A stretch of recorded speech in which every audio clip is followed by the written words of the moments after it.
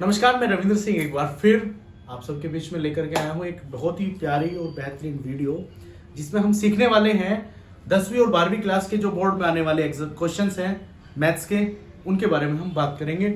और खासकर वो हमारे प्रश्न रहने वाले हैं जो पिछले 10 सालों में बोर्ड ने अभी तक पूछे हैं, चाहे वो हिंदी मीडियम वाले हों, चाहे वो इंग्लिश मीडियम वाले हों, चाहे वो यूपी बोर्ड हो, चाहे वो सीबीएसई बोर्ड हो, सभी के लिए ये क्वेश्चन बहुत ही ज्यादा इंपॉर्टेंट होने वाले हैं। तो आइए देख लेते हैं एक बार ये फिर से क्वेश्चंस। तो आज का हमारा प्रश्न रहने वाला है sec x upon sec x plus 10x, जो आपका लगभग 2010, 11, 18, 19, 23 और 2025 में आपका प्रश्न पूछा गया है। और ये हमारी जो स्टार्ट हो रही है ये विनायक सीरीज है और इसमें आज हमारी ये पहली वीडियो है जिसमें हमारा जो मेन उद्देश्य रहने वाला है, जो लास्ट 10 ईयर्स हैं जिसमें क्वेश्चन पूछे ही गए हैं, उन क्वेश्चनों की बात करेंगे हम।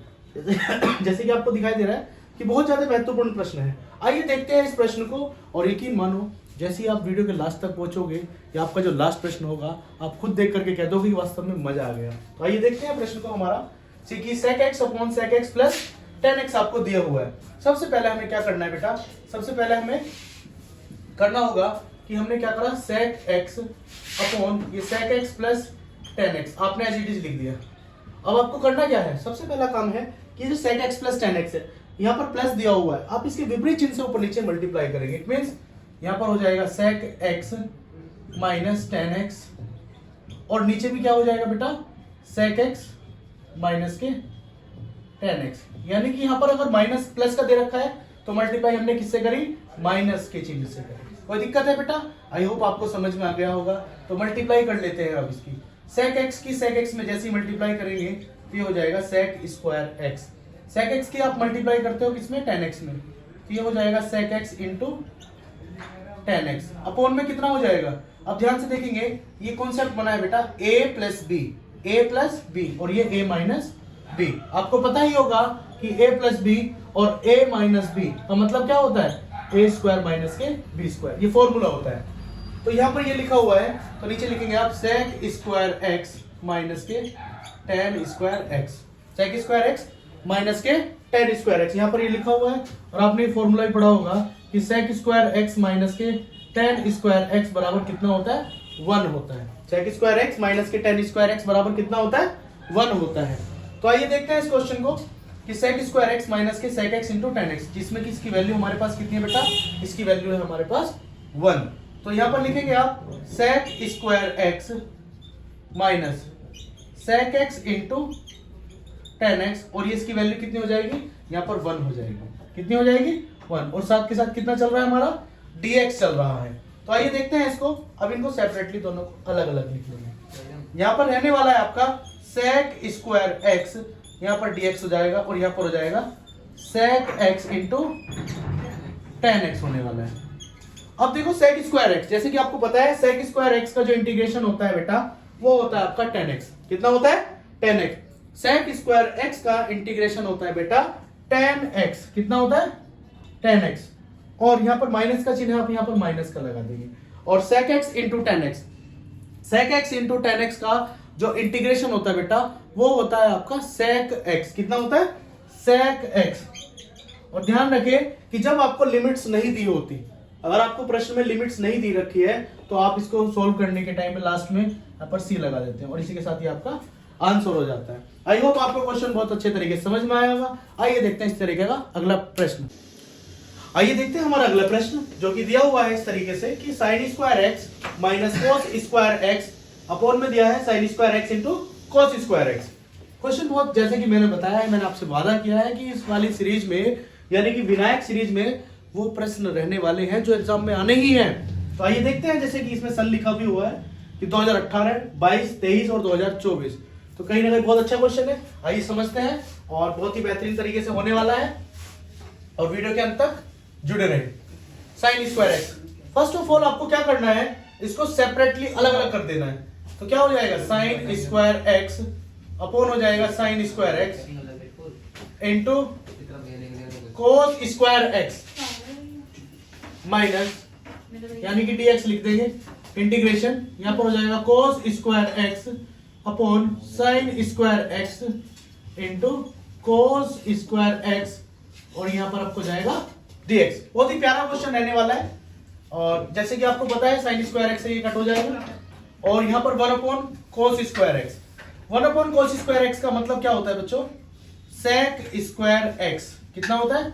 sec स्क्वायर एक्स होता है। और यहाँ पर कितना हो जाएगा?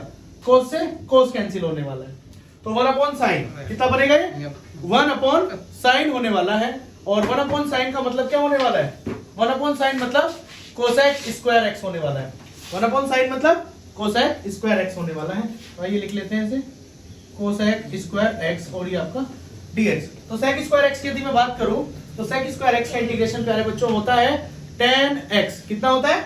tan x। यहां पर आप tan x लिखोगे और माइनस कोसेक स्क्वायर एक्स का जो रहने वाला है बेटा वो रहने वाला है cot x। कैसा? cot x, वो भी माइनस के। क्या रहने वाला है बेटा? माइनस के cot x रहने वाला है, माइनस के cot x। ठीक है बेटा, यहाँ पर यानी कि tan x और ये माइनस माइनस क्या होने वाला है? ये प्लस होने वाला है। यहाँ पर हो जाए cot x प्लस c। और इसी हिसाब से ये क्वेश्चन बहुत ज्यादा इंपॉर्टेंट है। आपने देखा बहुत ही आसान था, इंपॉर्टेंट था। आइए देखते हैं अगला प्रश्न। आइए देखते हैं अगला प्रश्न। cos ब्रैकेट में लिखा हुआ है log x और यहाँ पर लिखा हुआ है x। ये जो क्वेश्चन है आपका 2018, 2024 और 2025 में पूछा गया है। बहुत ही बेहतरीन क्वेश्चन होने वाला है। तो इसको इन क्वेश्चन को करने के लिए ध्यान रहे हमेशा एक बात कि जब बेटा आपको कोस के साथ या कोई भी अगर दे रखा है ट्रिग्नोमेट्रिक रेशियो, उसके साथ अगर आपको फंक्शन नहीं दिया हुआ है तो आप इस चीज को मान लेते हैं कुछ भी। जैसे मान लीजिए कोस, यहाँ पर कुछ नहीं दे रखा, यानी कोस के साथ में log x दिया हुआ है, यानी कोस का जो फंक्शन है बेटा वो यहाँ पर दिया हुआ है log x। क्या है? कोस का फंक्शन दिया हुआ है। तो हम इसको जो ट्रीट करेंगे वो ट्रीट करेंगे एज ए कोस टी के आधार पर। किसके आधार पर ट्रीट करेंगे? कोस टी के आधार पर हम इसको ट्रीट करने वाले हैं। तो हम क्या करेंगे? लेट हम मान लेंगे बेटा t बराबर log x। मैं आपको एक बात बता देना चाहता हूं, जब हम इसमें t मानते हैं, जब हम t मानते हैं उस स्थिति में हमें अवकलन करना होता है। इट मींस हमें करना होता है डिफरेंशिएशन। तो कैसे करेंगे बेटा? t बराबर हमने log x, यानी किसके सापेक्ष करेंगे बेटा? x के सापेक्ष अवकलन करने पर, x के सापेक्ष क्या करेंगे बेटा?